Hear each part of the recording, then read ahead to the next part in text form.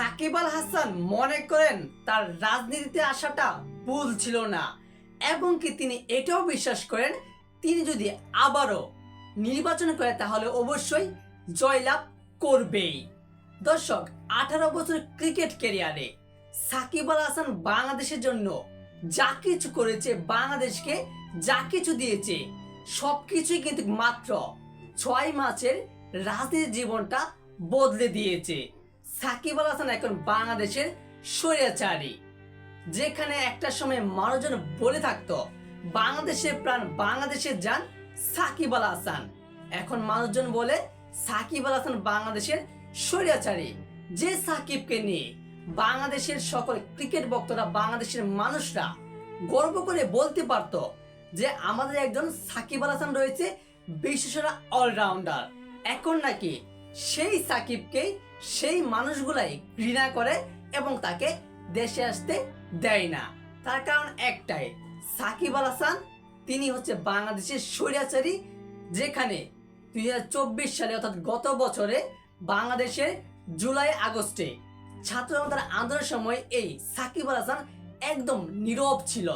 তার কারণটা হচ্ছে যে সাকিব আল হাসান তিনি শেষ সময় মাগুরা 1 আসনের এমপি ছিলেন, অর্থাৎ বাংলাদেশ আওয়ামী লীগের একজন সদস্যপ্রাপ্ত এমপি ছিলেন, যার কারণে সাকিব আল হাসান একদম নিশ্চুপ ছিল এবং তার সমর্থকরাও তার প্রতি ঘৃণা জমিয়ে ফেলেছে যে কেন তিনি রাজনীতিতে এসেও ছাত্রদের পাশে এবং কি জনগণের পাশে এবং কি দেশের প্রতি তার কোনো মায়া নেই, তিনি কোনো একটা পোস্টও করে নাই। সেই সাকিব আল হাসান বর্তমানে দেশে বাইরে রয়েছে, তাকে দেশে আসতে দেওয়া হচ্ছে না এবং কি তিনি আর বাংলাদেশের জাতীয় দলে খেলতে পারবেন নাকি সেটার সম্ভাবনাও রয়েছে। তবে সবকিছুকে উড়িয়ে দিয়ে সাকিব আল হাসান তিনি মনে করেন, তিনি বিশেষ করে তিনি আবারও জয় লাভ করবে নির্বাচন করলে এবং কি রাজনীতিতে আসাটা ভুল ছিল না, এমনটাই তিনি জানিয়েছে ইংরেজি দৈনিকে একটা সংবাদপত্র। সেই সাক্ষাৎকারে সাকিব আল হাসান এটাও বলেছে, যারা বলে যাচ্ছে যে সাকিব আল হাসানের রাজনীতিতে আসাটা ভুল হয়েছে, সেটা একদম ভুল ধারণা।